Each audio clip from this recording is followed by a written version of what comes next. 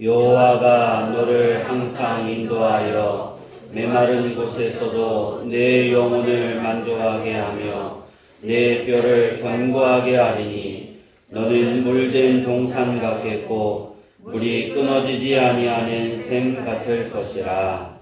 아멘. 할렐루야. 아멘. 우리 옆 사람하고 인사하겠습니다. 사랑합니다. 사랑합니다. 우리 김덕청 원차님하고 인사할까요? 사랑합니다. 사랑합니다. 상호와 옆으로 좀 이렇게 나와라. 네. 이 시간은 우리 존사님 나오셔서 감사의 연속이라는 제목으로 말씀을 선포할 때 나는 은혜 받으시기 바랍니다. 아멘. 우리 해군이죠? 해군 본부인가요? 하여튼 해군 작전사에서 충성할까요? 네, 죄송합니다. 우리 할렐루야로 맞이하겠습니다. 할렐루야! 할렐루야.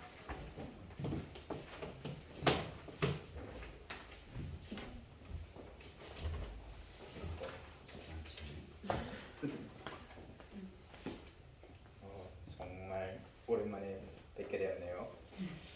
여기 마지막으로 섰을 때는 참 머리가 이렇지 않았었는데 그리고 참고로 해군은 충성이 아니라 필수입니다. 죄송합니다.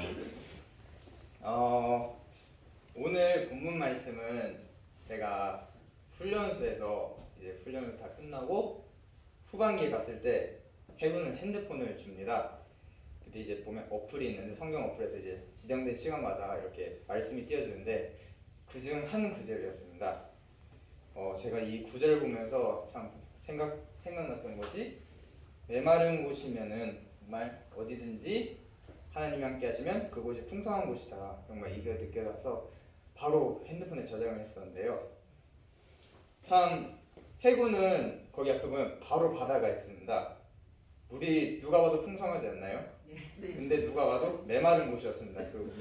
참 그것을 보면서 정말 저는 많은 그 풍성을 겪었는데요. 좀 긴 얘기가 될 수 있는 군대 얘기지만 제가 오늘은 그 감사 얘기를 한번 쭉 들어보려고 합니다. 저의 첫 감사는 훈련소 첫날부터 시작되었습니다. 우리가 코로나 시대다 보니까 들어가서 뭘 작성하죠? 이제 문진표 같은 저의 상태를 작성하는데 해당되는 게 아무것도 없었는데 마지막 질문에 다중밀집 시설을 이용한 적 있나요? 했는데 저는 뭐 어차피 집에만 있었으니까 아니오를 하려 했는데 괄호 옆에 작게 종교시설이라고 써 있었어요. 그래서 그러면 적어야 되는데 이제 딱 스쳐 지나간 생각이 내가 여기를 얼마나 힘들게 왔는데 집으로 다시 돌려보내는 거 아니야? 그래서 또 다른 생각은 너 왜 다중밀집 시설 갔어? 하면서 팔굽혀 시키는 게 아닌가? 자, 이런 생각이 들어왔는데 그래도 갔으니 갔다고 이렇게 적었습니다. 그러다 보니까 제출했는데 저를 한켠으로 옆으로 딱 세우더라고요. 이건 좀 잘못됐다. 이건 좀 큰일 났다를 느꼈는데 이제 저와 같은 사람 몇 명을 쭉 모여서 한 곳에 모아놨습니다. 보니까 그곳이 격리소대였는데 참 그것이 하나님의 은혜였습니다. 이제 그 격리소대가 왜 은혜였냐면은 이제 따로 시설을 2주 동안 들어가겠는데 1인실이었어요. 1인실이었는데 안에 TV도 있었고 침대도 있었고 개인 화장실도 있었어요. 너무 좋았어요. 근데 더 행복한 것은 일과가 자습 그리고 이제 아주 행정적인 그러한 것들 외에는 잘 시간이었습니다. 그래서 저는 이제 밥 먹을 때 점심을 딱 먹다 보면 TV 틀면 NBA 농구가 나옵니다. 그리고 이제 저녁에 먹을 때 TV를 틀면 아주 재밌는 영화들이 또 나오고 또 무한도전 같은 것도 아주 재밌는 게 많이 나오더라고요. 참 보면서 이곳에 들어갈 수 있는 게 너무 감사하더라고요. 그렇게 또 한 감사가 있었고 제가 이제 편지를 썼던 큰 감사를 느낀 것은 이제 당연한 것에 대한 감사를 느꼈습니다. 제가 그 훈련소 2주라는 기간 참 행복했지만 정말 힘들었던 게 있었더라면은 찬양을 듣지도 못하고 부르기도 힘들었다는 점이었습니다. 어느 날 제가 TV를 보고 있었어요. 근데 갑자기 옆방에서 같은 대사가 들리는 거예요. 나와 같은 영화를 보는구나. 이게 들릴 정도로 방음이 안 되니까 참 찬양을 뭔가 자유롭게 하기 힘든, 불러도 막 작게 부르는 그런 수준이어가지고 찬양을 참 마음껏 부르지 못한 그런 것도 아쉬움도 있었고, 듣지 못한 그런 아쉬움도 있었고, 또 제가 말씀드린 이 교회에 대한 중요성, 감사함, 우리가 주일마다 이렇게 교회에 갈 수 있고 기도할 수 있고 찬양할 수 있고 만날 수 있다는 것이 정말 큰 감사라는 걸 느꼈습니다. 코로나 시대가 시작되면서 제 주변에 보면은 교회를 못 가는 분들이 참 많이 생겼는데, 그분을 보면서 정말 감사한 일이구나 이렇게 생각을 떠올랐었는데, 막상 제가 겪어보니까 그냥 생각에서 끝나는 것이 아니라 정말 마음에서 우러나오는 감사가 되더라고요. 정말 우리가 이 당연한 것에 대한 감사를 다시 한번 생각해 보았으면 좋겠습니다. 그리고 이제 훈련소가 끝나고 난 뒤에는 이제 후반기를 갔는데, 후반기는 정말 제게 감사 그 자체였습니다. 우리가 해군 안에서 후반기를 뭐라고 부르냐면은 말년병장 간접체험이라고 부릅니다. 이제 어느 정도면은 이제 학교를 갑니다. 배우러 학교를 가는데 선생님께서 바쁘시다, 수업은 오후에 하자, 그럼 이제 자는 겁니다. 그냥 공부하는 시간과 쉬는 시간이 거의 동등했습니다. 제가 봤을 때 이 정도면 성교도 부러워할 수준의 일과였어요. 정말 끝나면은 핸드폰도 받고 그냥 자유롭게 이거를 4주 동안 반복. 너무 좋았어요. 근데 그 후반기 자체도 너무 좋았습니다. 그리고 이제 후반기가 끝나고 각자 위치로 가게 되지 않나요? 육상으로 가기도 하고, 저 같은 경우는 이제 작년에 아주 최장기 출동함이라는 참 사랑스러운 타이틀을 지닌 배로 가게 되었는데, 거기서 제가 처음 간 날 휴게실에서 대기를 하고 있었습니다. 대기를 하고 있는데 한 선임분이 들어오시더니 제게 보자마자 하신 말이 무엇이었을까요? 저를 보자마자 하신 말이 안타깝다였어요. 왜 안타깝다였냐면은 이 배 안에서는 종교활동이 한 번도 이루어지지 않았다는 거예요. 군종병 왔으면 그 당시에는 저를 다 아시더라고요. 이상하게 제가 격려를 하면 너가 레원이니? 하면서 저를 다 아시는 분인데, 너가 군종병으로 왔는데 종교활동이 여기서 이루어지지 않는다. 참 그것을 보면서 저보고 계속 안타깝다 하셨어요. 근데 전 참 제게는 너무 막막한 거죠. 정말 말 그대로 참 거기서 종교활동을 하고 싶고 또 군종병으로서 가서 역할을 다 하고 싶었는데 종교활동이 아예 이루어지지 않는다는 게 저에게 너무나 막막했는데, 정말 놀라운 것은 제가 이제 가서 한 4일 뒤에 처음으로 출동을 나왔습니다. 근데 들려온 소식이 이번 출동부터 종교활동이 시작된다는 거예요. 정말 시작이 됐는데, 그래서 제게는 또 한 가지 그 걱정이 있었죠. 배에 온 지 일주일도 안 된 사람이 있고, 이제 시작된 예배를 사람들 어떻게 모으고 또 어떻게 진행하고, 너무 큰 걱정이었죠. 그래서 저보다 먼저 계셨던 천주교 군중병분이 계셨는데, 그분에게도 여쭤보니 자기도 종교활동이 처음에 어떻게 해야 될지 모르겠다.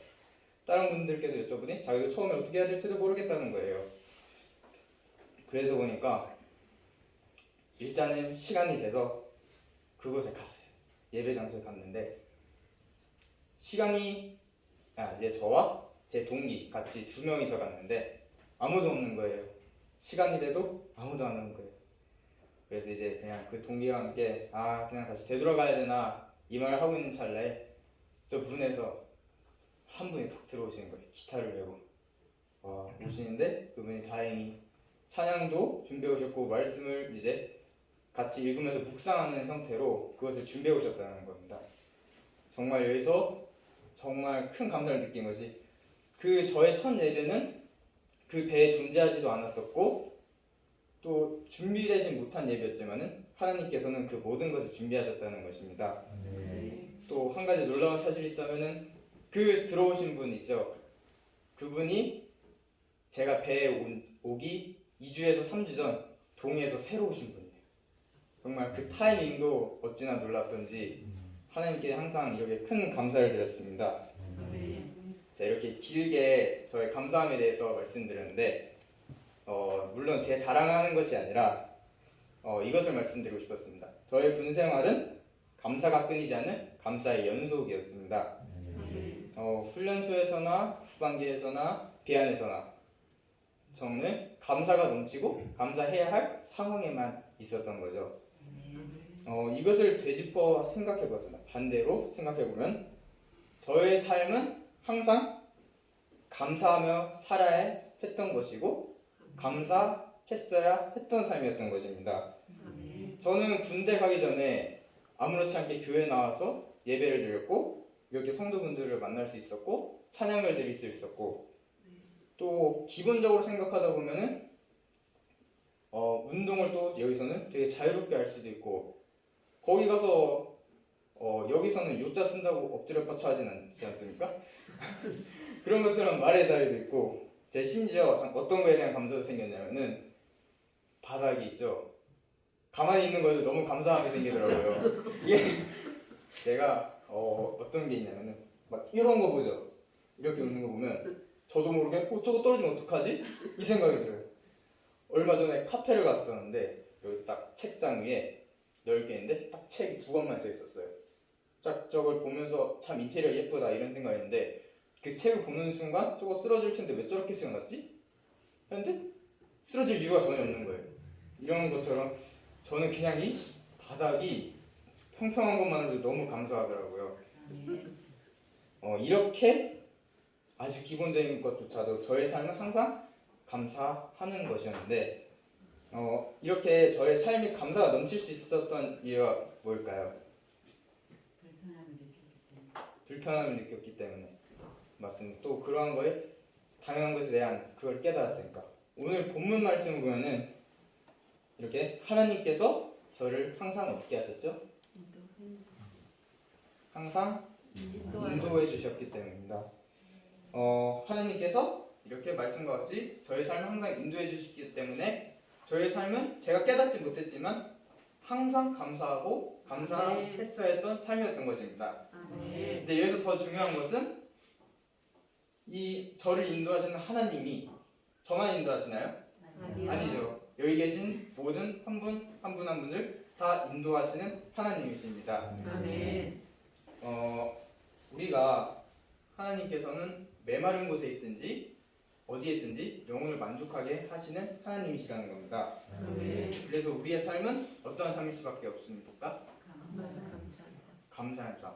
오늘 말씀의 제목처럼 감사의 연속인 삶일 수밖에 없는 것입니다.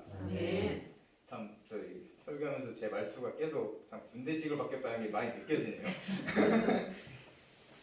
이렇게 우리의 삶은 이미 본문과도 많이 같아요. 우리 본문 한번 띄워주시겠어요? 우리의 삶은 항상 하나님께서 인도해 주시고 우리는 하나님이 우리의 뼈를 견고하게 하시고 그리고 우리를 물린 동산같이 하시고 우리를 마르지 않는 샘같이 해주시는 거예요.